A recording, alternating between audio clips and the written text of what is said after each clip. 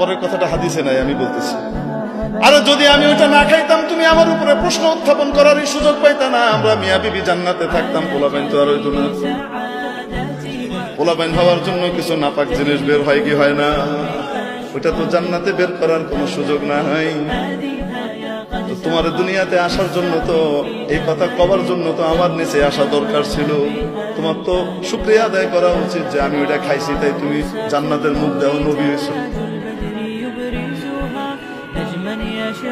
এটা উনি আমি ভাবার তো বললাম, কিন্তু আদম আলাইহিস সালাম বলছেন যেটা আমার জন্মের এত হাজার বছর আগে তোমার কিতাবে লিখে দেওয়া হয়েছে, সেটার জন্য কি আমি দায়ী? আদম মুসা আলাইহিস সালাম চুপ মেরে গেছেন। রাসূলুল্লাহ সাল্লাল্লাহু আলাইহি ওয়াসাল্লাম এখানে বলেন খুব মজার কথা, ফাহাজ্জা আদম মুসা, আদম মুসাকে পথ করে ফেলাই দিয়েছে। আদম মুসাকে এভাবে কি করছে? ধাই করে ফেলে দিয়েছে, হারিয়ে দিয়েছেন।